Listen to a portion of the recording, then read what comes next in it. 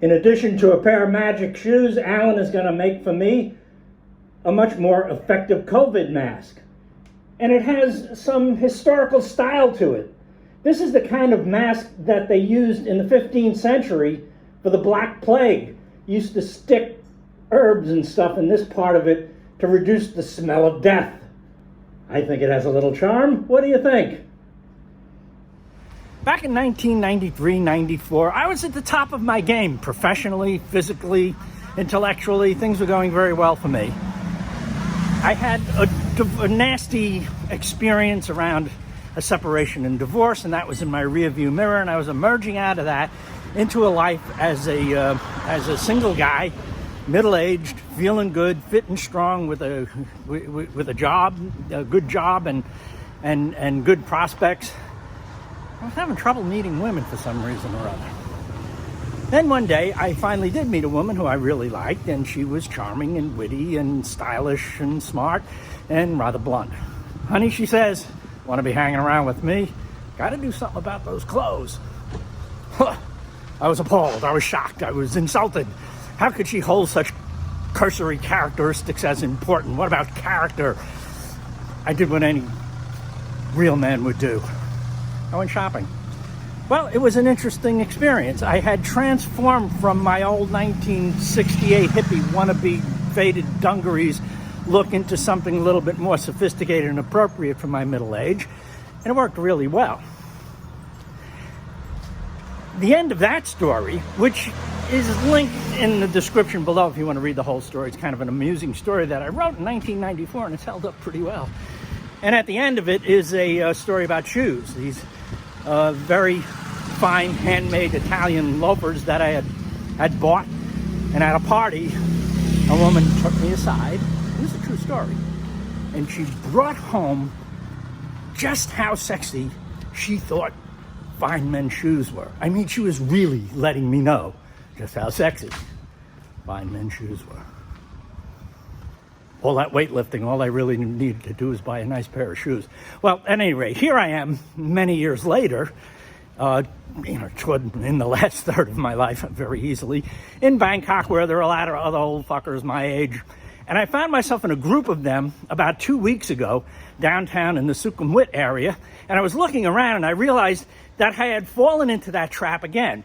I was not dressing appropriately for who I am now. So I took it upon myself to make that transformation once again and start dressing. I want to dress nicely for you, my viewers. I mean, I want to, look presentable to the camera. And when you're younger and you're studly and you're strong, you can get away with anything. You wear t-shirts and that kind of thing. When you get to be my age, you better dress it up a little bit if you want to look a little bit presentable. And today, we're going to find those magic shoes. I don't know. I don't think they're going to work as well this time around. Well, there it is. Donnelly Shoe Factory Company Limited is the name of the company. Used to be in the King Power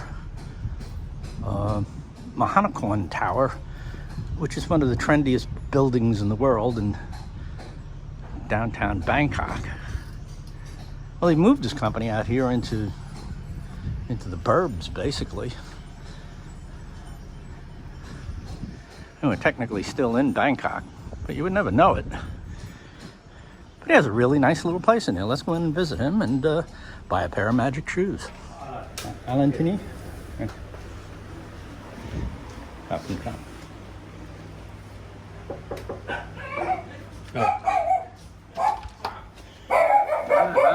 I'm here to buy a pair of magic shoes.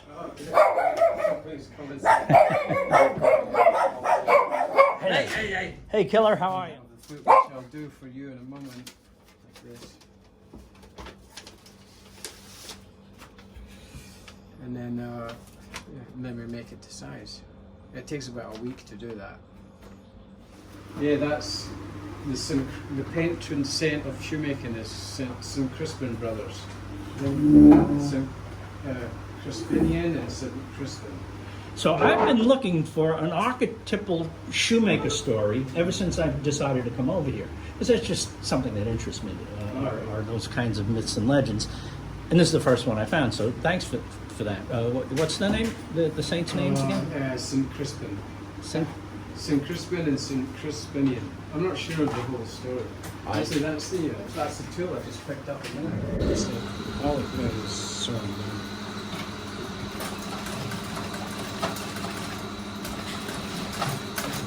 these are American style boots. Nowadays they're called Chelsea boots, but my friend told me no, they were invented in America. They used to be called Congress boots, Okay. and I think it's that's as far as that. Yeah. So this one's interesting. I think it's the world's first, actually. It's patchwork crocodiles. You know how crocodile shoes are really expensive? Yeah. Well, we've just taken the armpit part and patchworked it so you can barely see it. So it's kind of budget crocodile boots. And that makes them less expensive. Yeah. So I've got a big bag of armpits. Crocodile armpits. It's Just the way you do shoemaking is you take that upper and then you stretch it over the shoe last. So shoemaking is all about manipulating and stretching and pulling out the creases, and that's you need a good forearm strength and a lot of strength in the thumbs as you press out the creases. You know, pull and stretch, take it off, pull and stretch, and then you apply the outsole to the leather insole. So we do it the traditional way, which is called hand welted. And this is Mr. Hin here. Mr. Hin, Swati Kap. He's a very talented guy. Yeah, you told me he's one of the few people in Thailand, or maybe the only person in Thailand. Right? Yeah. Oh, because I went to Sweden to learn from a really good orthopedic shoemaker, and then we took those skills. Brought up.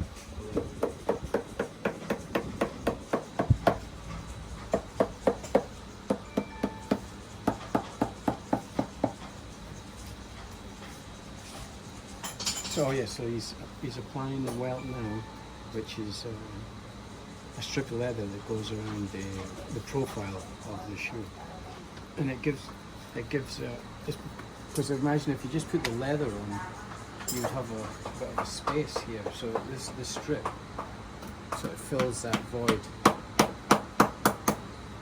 and so leather soles always look about 10 mil thick, but you don't get leather that thick. It's just the welt.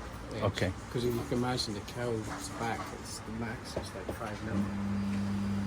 So yeah, and then we put like a shank down there, and then we'll a nice ridge in the middle. I'll show you that inside the show, so you can see the finish of the article. So with the shoemaking, there's like 3 departments.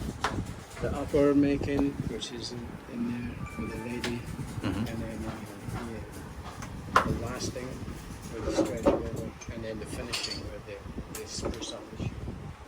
So the finishing that we do is, you see, this will look a lot better once all the polishing is applied. That itself takes half a day, and our friend here, who's not here today, he's very talented as well. This engineer scribe.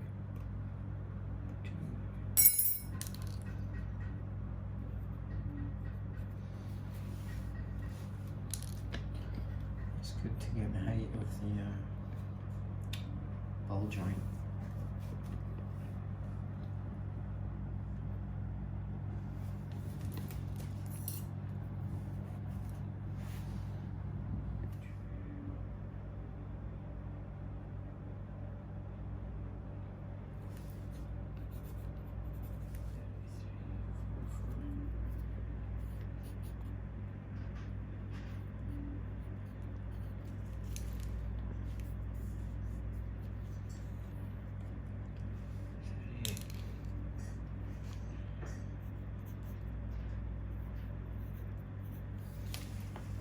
Good. that's that one done. I'll take the next one. Okay. Yeah, a lot of the measurements are seem to be bang on. So this is the finished product. Yeah, we call that the fiddle waist, where it's we use wooden pegs to hold it in place. And then this is like it's called a French pump stitch.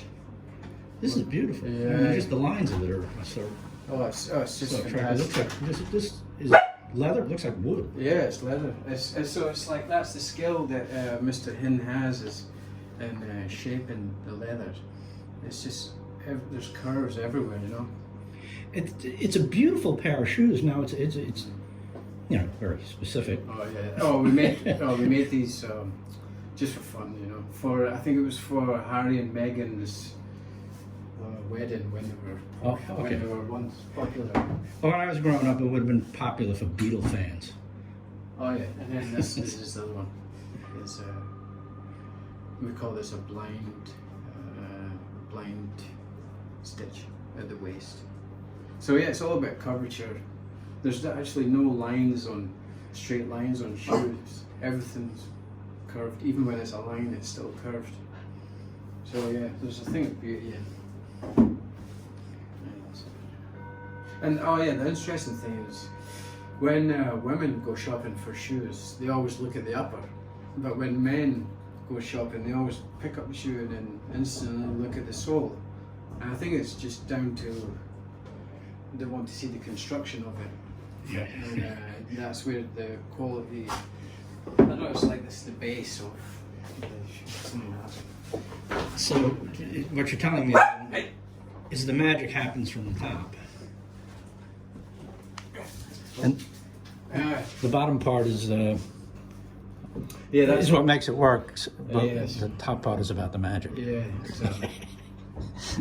Exactly, and that's where the women look, Yeah. as you said. This is great. Thank you. I really appreciate this. I can't wait to pick up the shoes. These are beautiful. You do beautiful work here. We got to get people around the world aware of you and get you to start shipping shoes to New York. New York's a good market. So thank you very much, my friend. Thank you, sir. And I will see you soon. That'll be the second part of the video when we pick the shoes up. Oh yeah, exactly. Still need to be made. Okay, we'll do a two-part series Yeah. on Alan and the magic shoes. We'll do a fine job for you, no worries. Okay, good. Thank you.